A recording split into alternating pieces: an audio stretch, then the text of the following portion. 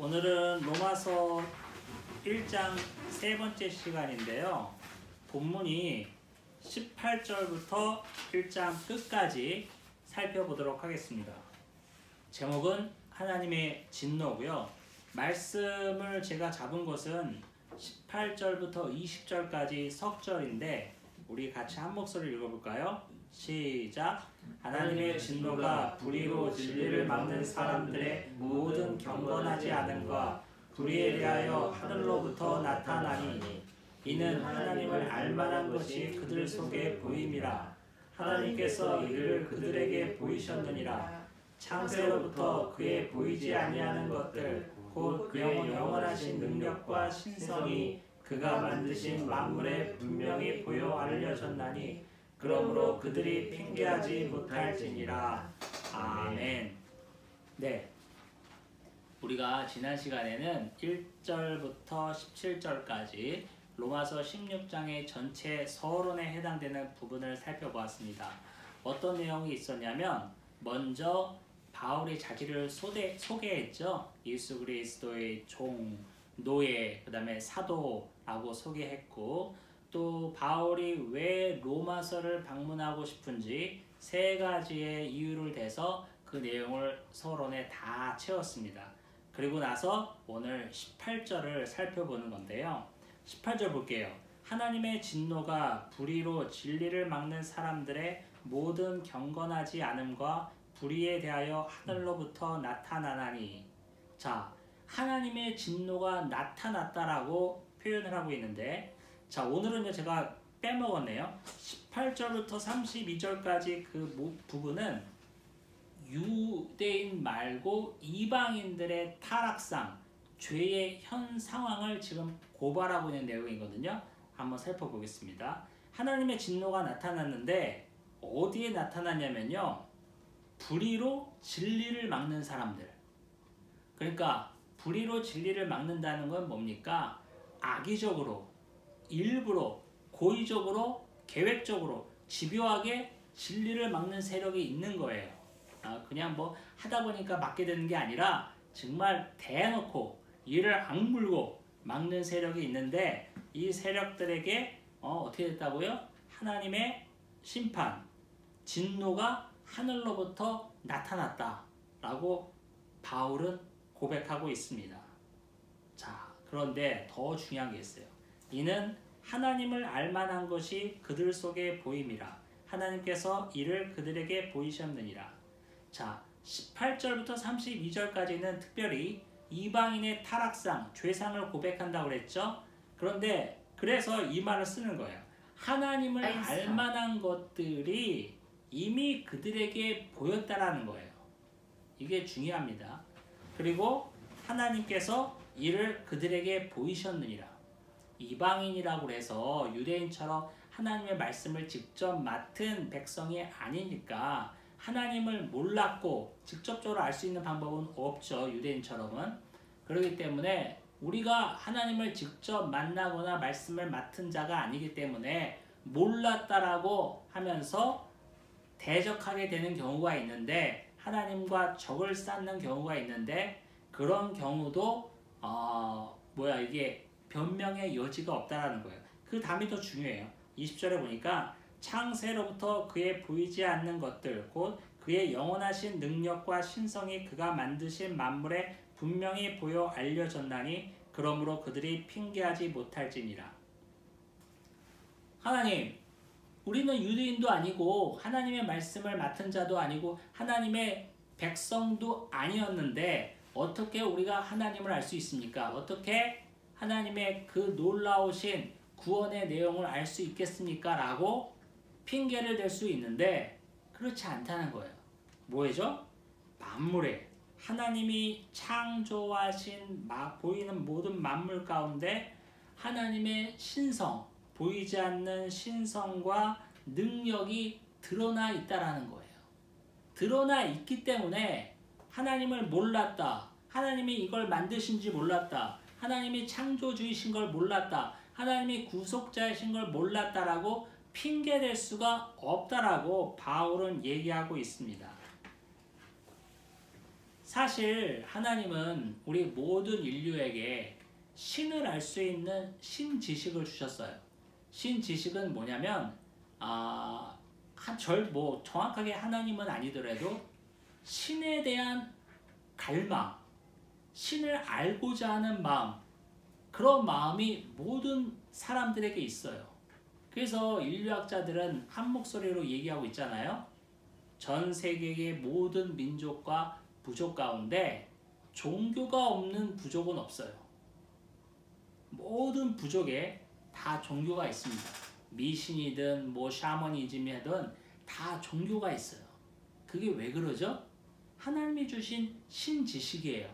신을 찾고자 하는 마음이 우리 인류 가운데는 내재되어 있어요. 인류가 이 땅 가운데 살아가면서 자신의 그 유한함, 그 다음에 무능력함, 특별히 자연에 대한 무능력함이죠. 이것에 다 억눌려 있다가 절대적인 것을 찾기 시작한다는 거예요.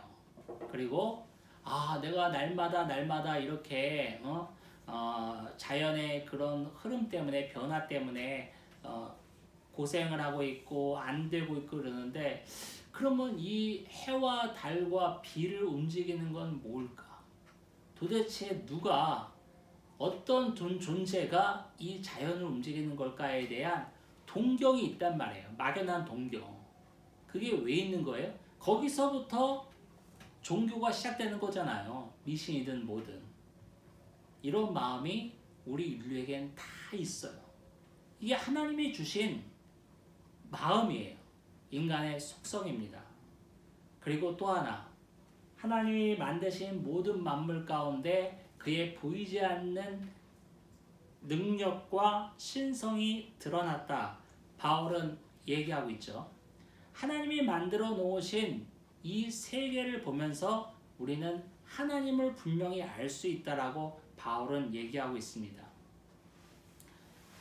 우리가 살고 있는 지구를 보더라도 많은 과학자들은 모든 것을 연구하면서 밝혀내고 있지만 두 가지예요. 정말 하나님은 없구나. 그리고 나머지 한 가지는 정말 하나님이 계신 것 같다. 하나님이 계시다. 누가 이렇게 조물주가 만들지 않고서는 이런 일이 일어날 수 없다라고 고백하는 두 가지 학자가 있습니다. 우리가 59년인가요? 58년인가 정확하지 않은데, 소련에 인류 최초로 유인 우주선을 쏘아 올린 역사적 사건이 있었어요. 그거는 이제 미소 냉전 체제가 강하게 있던 시절인데, 미국을 앞질러서 소련이 먼저 사람을 태운 우주선을 지구 밖으로 쏘아 올렸어요.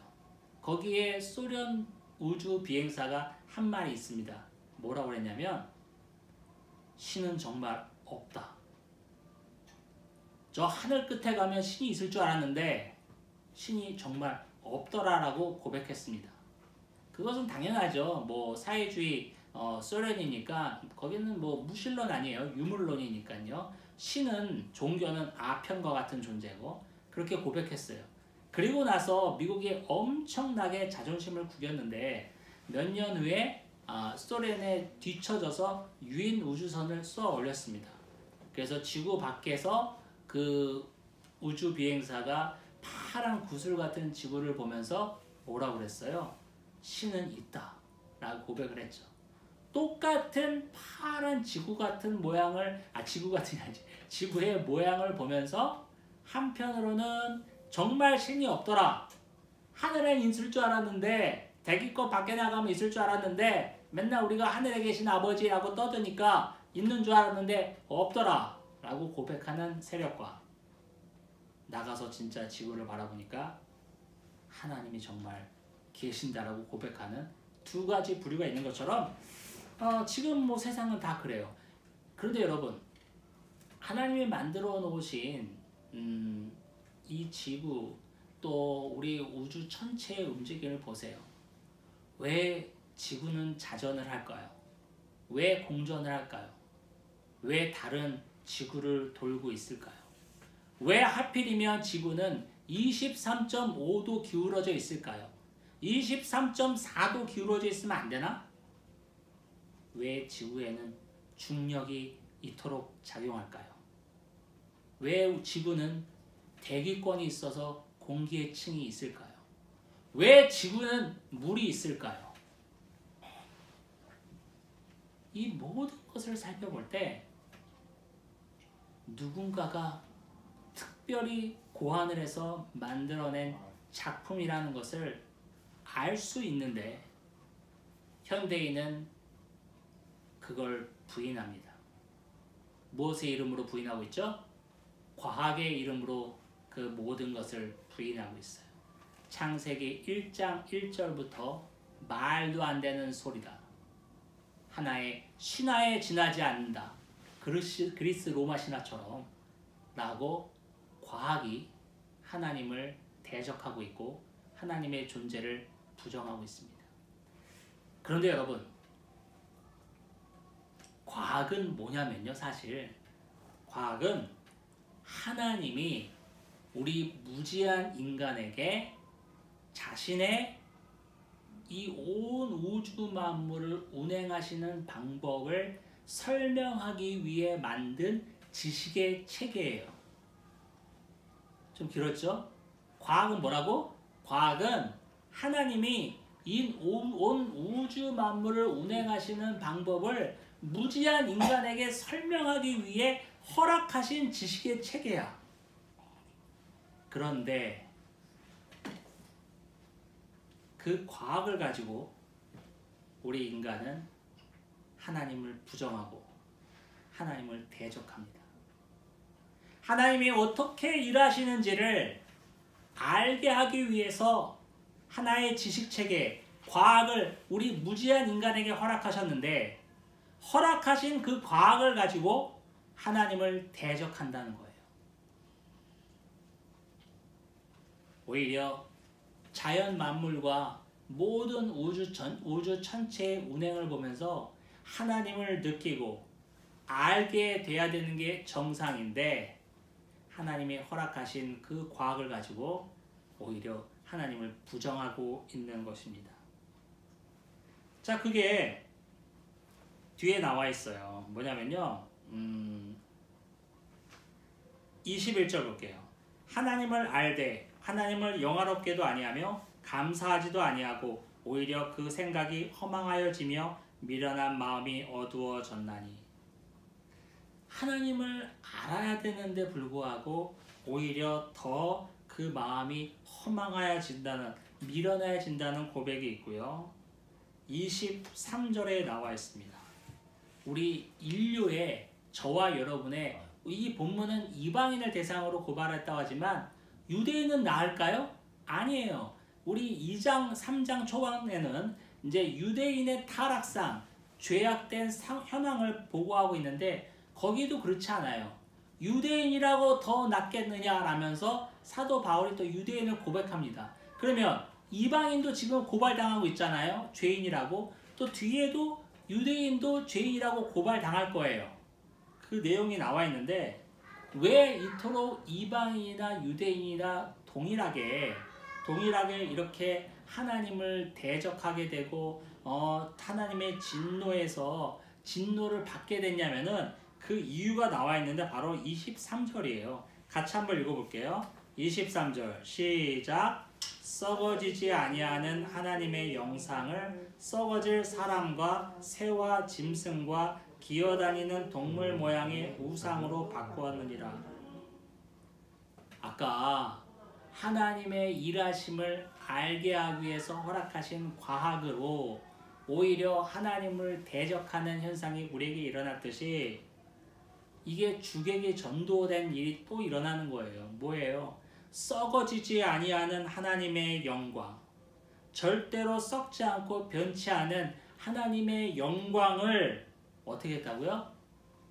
썩어질 하나님이 만들어 놓은 피조물로 오히려 우상을 만들었다 이거예요. 우리가 우상 숭배하는 모든 그 대상을 살펴봅시다. 우리나라로 치면 마을 어귀에 있는 큰 나무, 뭐 성황당 나무라고 하고 막 그렇잖아요. 그런 큰 나무라든가 또 큰 돌이라든가 어디 큰 산이라든가 그렇죠. 또 해와 달이 또 우상 숭배의 대상이 된 건 너무나 고전적인 거고 이 모든 것들 여러분 또 심지어는 짐승도 있어. 뭐 호랑이를 섬기는 거 그 다음에 뭐 힌두교 같은 거는 소를 섬기는 거 이런 것들 짐승도 있단 말이에요. 자 이런 모든 것들이 결국엔 뭡니까? 하나님이 만들어 놓은 피조물이잖아요. 하나님이 만들어 놓은 피조물을 가지고 하나님이라고 섬기고 있는 거예요. 그러니까 하나님의 입장에서 보면 얼마나 답답한 일이야. 내가 만들어 놓은 피조물을 가지고 그걸 만든 나를 경배하는 것이 아니라 내가 만든 것 가지고 나를 대적하고 나 대신 그것을 섬기고 있으니 이게 우리 인류의 현 주소예요. 이 본문은 이방인을 나타내고 있지만 유대인도 마찬가지라는 것이 뒤에 또 나타날 겁니다. 자, 이렇게 하나님을 버리고 피조물을 섬기는 우상 숭배 때문에 일어난 일이 24절부터 쭉 나와 있는데 여러분 23절부터 28절까지는 우리가 특별히 살펴볼 부분이 있어요. 뭐냐면 우리 성경책을 봐보세요. 보면은 유난히 뭐가 나와 있냐면 바꾸다라는 동사가 나와 있어. 23절에도 끝에 나와 있잖아요. 모양의 우상으로 바꾸었느니라. 바꾸다라는 동사와 함께 또 24절에 또 뭐가 나와 있냐면 내버려 두다라는 동사가 있어요. 이게 이 패턴이 25절도 마찬가지예요. 25절도 진리를 거짓으로 바꾸어 그렇기 때문에 하나님이 26절에서 부끄러운 욕심에 내버려 두셨으니 이런 식으로 바꾸다와 내버려 두다 동사가 있는데요. 바꾸다는 죄인된 인류가 원래의 뜻을 거슬러서 창조의 목적을 거슬러서 바꿔버리는 범죄함을 나타내는 것이고 그로 인해서 하나님이 내버려 두셨다라는 동사가 이어지고 있는 거예요. 이 포인트를 잘 집어야 됩니다. 바꾸다와 내버려 두다. 여러분 내버려 두다는 뭐냐면 신학적 용어로는 유기입니다. 유기. 버리는 거예요. 유기가 버리다는 건데 우리 유실물 그러잖아요. 잃어버린 물건을 유실물이잖아요. 유기는 버리는 건데 자 버리는 게 얼마나 가혹한 형벌인지 모릅니다. 하나의 예를 들어보겠습니다. 어느 날 아버지가 퇴근해서 이제 집으로 오는 길에 아파트 앞 공터를 보니까 그냥 고등학생밖에 안 돼 보이는 새끼들이 그냥 담배 뻑뻑 피우면서 거기서 소주를 마시고 있네. 그래서 막 음악을 틀어놓고 히덕거리면서 웃고 떠들고 있는 거예요. 그러면 요즘 애들 무섭잖아요. 거기다 대고 막 학생 이러면 되나? 라고 말할 수 있는 어른이 요새 어디 있습니까? 그러니까 그 아버지도 아유 망할 놈의 세상 이러면서 그냥 얼른 집으로 들어가려고 그러는데 어머머 얼뜻 보니까 거기에 누가 있어? 자기 아들이 있는 거야. 아니 이 새끼가 그 아버지는 더 이상 그 현장을 내버려 두지 않습니다. 요즘 아이들 건들면 큰일 난다는 걸 잘 알고 있지만 자기 아들이 거기에 속해 있다는 것을 본 순간 아버지는 당장 그 아이들 속으로 달려들어가서 너 성빈이 여기서 뭐해? 라면서 그 아들을 때리든 머리칼을 끄집어서 끌고 오든 데리고 올 거예요. 빼내올 거예요. 일탈을 벌이고 있는 아이들을 보고 아유 이 말세다 말세라면서 휙 지나가려 했던 아버지는 그게 내버려 두다예요. 그게 유기예요. 그대로 놔두면 정말 엉망진창이 될 것을 뻔히 알면서도 그냥 지나가는 거예요. 에이 망할 놈 세상 이러면서 얼른 집으로 들어가는 게 내버려 두다 유기입니다. 그런데 딱 보니까 아들이 있어. 아니 저 새끼가 하면서 뛰어가면서 붙잡아 오는 거는 바로 아버지의 일이죠. 그러면 내버려 두다랑 아버지가 직접 들어가서 끄집어오는 거랑의 차이는 뭘까요? 그거는 바로 관계라고 볼 수 있습니다. 아버지와 아들의 관계. 거기 아들이 없었을 때는 아버지는 그냥 지나갑니다. 내버려 둡니다. 하지만 아들이 있다는 걸 알았기 때문에 그냥 지나가지 못하는 거예요. 내버려 두지 못하는 거예요. 하나님과 우리와의 관계가 그러합니다. 하나님은 당신의 자녀를, 저와 여러분을 내버려 두지 않습니다. 유기하지 않습니다. 내버려 둠을 당한다는 것은 하나님의 자녀가 아니라는 거예요. 하나님의 약속의 자녀가 아니라는 뜻입니다. 그런 의미로 내버려 두다라는 그 내용을 살펴봐야 되고요. 이 내버려 두다는 사실 구약에서 정말 많이 쓰인 뉘앙스의 그런 용례가 있어요. 뭐냐면 구약에서 하나님께서 이스라엘 백성을 적의 손에 붙이심에, 그렇죠? 적의 손에 붙이심에, 이 적의 손에 붙이다라는 것도 내버려 두다랑 같은 의미입니다. 자, 살펴볼게요. 보니까 우리 인간이 창조주이신 하나님을 섬기는 것을 바꾸어서 오히려 피조물을 섬기는 일이 벌어지니까 어떤 일이 생기냐면은 24절, 그러므로 하나님께서 그들을 마음의 정욕대로 더러움에 내버려 두사 그들의 몸을 서로 욕되게 하셨으니, 성적 타락을 지금 노골적으로 얘기하고 있는데 특별히 동성애에 대한 이야기가 나와 있습니다. 자, 우리가 성적으로 타락하고 동성애가 일어난 이유가 뭐라고요? 그 근본이 우리가 하나님을 버리고 오히려 피조물을 열렬히 섬기게 되므로 하나님께서 내버려 두신 결과로 생겼다는 거예요. 자, 여러분 중요한 게 있어요. 뭐냐면 바울은 여기서 그렇다고 해서 동성애를 직접 비판하거나 그럴 의향은 없었어요. 단지 로마 시대의 상황이, 여러분 우리가 아는 것처럼 로마 제국에는 여러 곳을 정벌하고 나서 다시 도시를 세울 때, 로마식 도시를 세울 때 신전과 도서관과 함께 세우는 것이 뭐가 있냐면은 목욕탕을 세웠다고 그랬어요. 그래서 로마가 망한 이유가 목욕 문화 때문에 망했다라는 말이 많잖아요. 이 로마에도, 수도인 로마에도 엄청난 목욕탕들이 많이 있었는데 이 목욕탕에서 목욕만 하는 것이 아니라 온갖 성적인 타락, 일탈이 이루어졌어요. 분류는 말할 것도 없고 동성애가 판치는 현장이 바로 이 목욕탕이란 말이에요. 때만 민다는 게 아니지. 그래서 이런 모든 문화를 근간으로 지금 사도 바울이 얘기하는 거예요. 목사님, 그러면 이방인에게만 동성애가 있었습니까? 아니죠. 지금 동성애가 주제가 아닌데 제가 살짝 얘기 드리면 모세오경 보세요. 모세오경에서도 남자와 남자 동침한 자는 돌로 쳐 죽일지니, 유대인들 가운데, 하나님의 백성 가운데도 되게 많았어요.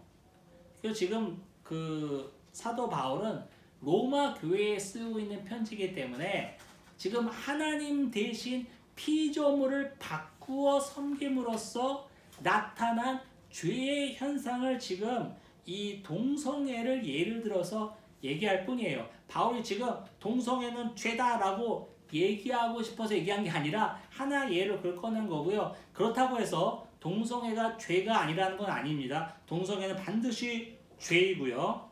자, 그런 식으로 얘기합니다. 그래서 봐봐요. 하나님이 그렇게 내버려 두심으로 말미암아 어떤 일이 생겼냐면은 여자가 여자와 더불어 부끄러운 욕심을 채우고, 남자도 남자를 순리대로 쓰는 것이 아니라 영리대로 써서, 영리대로 썼다는 것은 뭐예요? 바꿨다는 얘기잖아. 또 바꿨다, 아까 바꾸다와 내버려 두다는 동사가 있죠.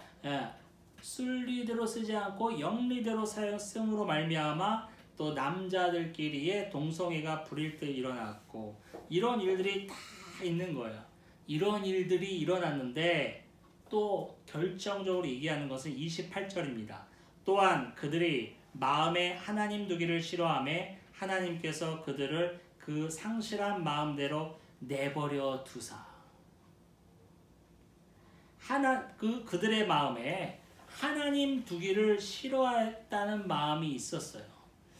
여러분, 이 마음은요, 모든 인류에게 있는 마음이에요. 우리 인간의 본성은 하나님을 대적하게 돼 있어요. 하나님을 멀리하게 돼 있어요. 하나님께 가까이 가지 못하게 돼 있어요. 그게 인간의 본성이에요. 그거를 우리가 전적 타락이라고 합니다. 타락이라는 건 뭐냐면 아주 본성적으로 일어나는 거야.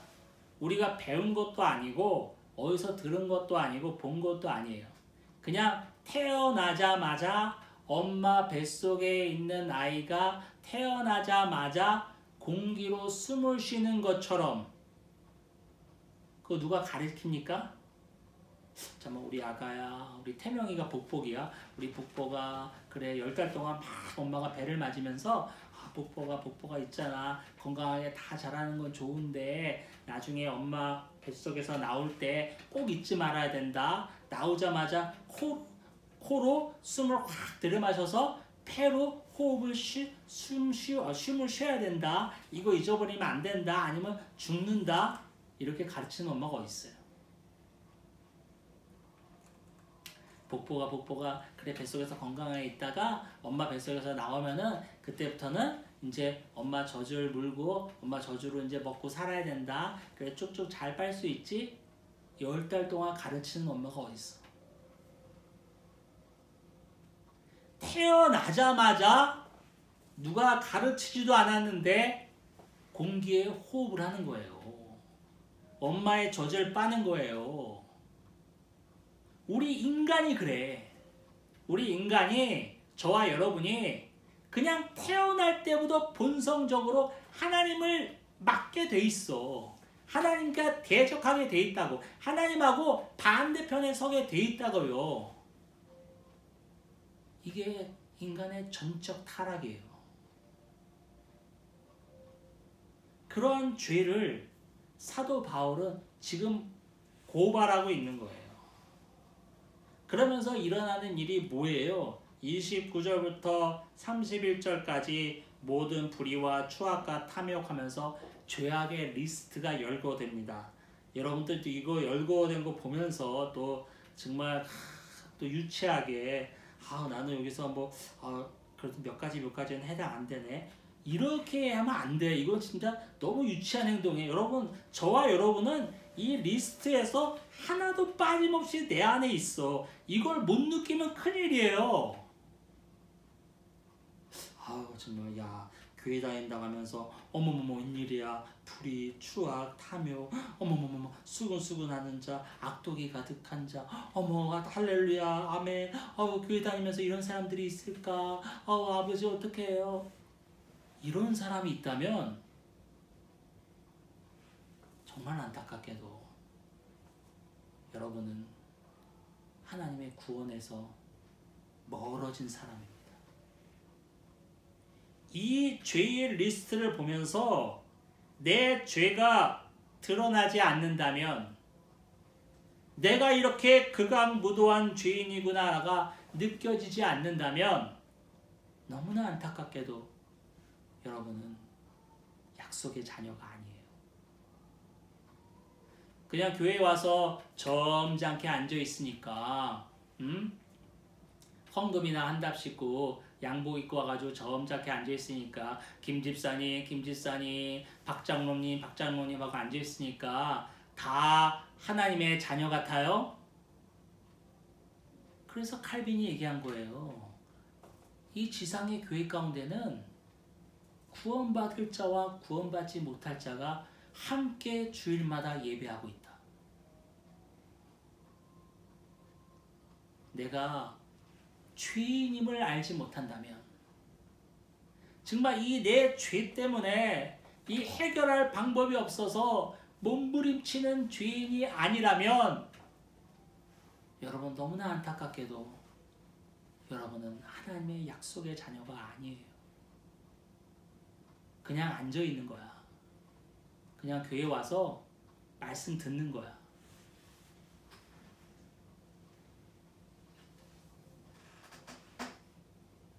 로마서를 우리가 보면서 1차적으로 완전 베이스로 알아야 될 게 있어요. 뭐냐면 내가 죄인이구나. 내가 이 죄를 어떻게 할 수가 없구나. 날마다 기도한다고 말씀 읽는다고 하고 뭐 한다고 난리 버거지를 치지만 날마다 매 순간마다 끌어올리는 이 죄를 내가 어떻게 할 수 없구나를 인정하셔야 돼요. 그게 인정이 안 되면 저도 어떻게 할 수가 없어요. 저뿐만 아니라 목사 할아버지라도 어떻게 할 수가 없어. 여러분들은 약속의 자녀가 아닌 거예요. 저는 우리 교회가 성도가 얼마 되지도 않고 제가 눈치 볼 성도가 있는 것도 아니라서 액면 그대로 얘기합니다. 많은 교회에서는 목사님들이 이렇게까지 얘기 못할 거예요. 예수님께서 뭐라고 하셨습니까? 아픈 자라야 의원이 쓸데있다. 내가 죄인을 불러러 온 것이 아니라 의인을 불러러 온 것이 아니라 죄인을 불러러 왔다. 아픈 자야만 의원이 필요합니다. 내 몸에 암덩어리가 점점 자라나고 있는데 아픈 걸 모르면 그것보다 더 비극인 게 없어요. 그냥 그대로 죽는 거야. 내가 아픈 걸 알아야 이거 몸이 이상한데 왜 이러지 하면서 병원을 찾아가고 암이 발견되고 치료가 이어질 거 아니에요. 암덩이가 내 몸에서 막 자라나고 있는데 아이고 무슨 소리야. 나만큼 건강한 사람이 어딨다라고 그래. 나만큼이나 하라고 그래 하면서 떵떵거린다면 그 사람은 그대로 죽는 거예요. 복음도 마찬가지예요. 내가 죄인인 걸 알지 못하면 내가 정말 극악무도한 죄인인 걸 알지 못하면 예수 그리스도의 십자가가 나랑 아무 상관이 없어. 그냥 맨날 교회에 오면 듣는 소리야 그냥. 알코올 중독자 모임 AA가 있죠. 이 책에 보니까 이런 내용이 있더라고요. 거기에는 모임할 때 12단계라는 그 단계가 있다고 스텝이 있다고 해요. 12 스텝스가 있는데 거기에 1단계가 그 단계를 모여서 사람들이 이렇게 입으로 시인하고 날마다 고백한다고 그래요. 우리 사도신경 이렇게 외우는 것처럼. 그래서 1단계가 뭐냐면요. 나는 알코올에 무력했으며 알코올을 통하여 내 삶이 피폐해져서 내가 더 이상 회생할 수 없다. 라는 것을 먼저 고백한대요. 뭐예요? 알코올 중독을 이겨내려면 내가 알코올 중독에 빠졌다라는 것을 시인하고 그 알코올로 인해서 내 삶이 더 이상 회생할 수 없이 피폐해졌다라는 걸 시인해야 되는 것이 첫 단계라는 거예요. 복음도 마찬가지잖아요. 지금 암만 사도 바울이 떠드는 내용을 읽으면 뭐해? 어머머머머머 이런 일이 있어? 이런 사람은 정말 안타깝게도 더 이상 교회 안 나오셔도 될 것 같아요. 제 생각에. 사도 바울은 우리의 죄를 고백하고 있는 거예요. 이방인들이 이런 죄가 있느니라. 여자가 여자를 보고 음욕을 불같이 일으키고 남자가 남자를 보고 불같이 일으키고 이런 죄가 있느니라. 어머머머 어떡해. 그때 당시에도 그렇게 성적 타락이 있었구나. 아유 어때. 이러라고 사도 바울이 쓴 게 아니에요. 바로 네가 그렇다. 또 안성빈이 그렇다. 그런 안성빈을 살릴 수 있는 방법이 오직 복음이기 때문에 내가 복음을 자랑한다. 내가 복음을 부끄러워하지 아니하노니 이 복음은 모든 믿는 자에게 구원을 주시는 하나님의 능력이 됨이라. 복음에는 하나님의 의가 나타나서 믿음에서 믿음으로 이르게 하나니 기록된 바 오직 의인은 믿음으로 말미암아 살리라 함과 같으리라. 모든 사람이 하나도 죄 없이 다 죄에 빠져 있는데 그런 죄인을 살릴 수 있는 유일한 길이 복음이기 때문에 내가 복음을 자랑하지 아니할 수 없다라고 사도 바울이 지금 이야기를 이렇게 써나가고 있는 겁니다. 기도하겠습니다. 하나님 아버지 감사합니다.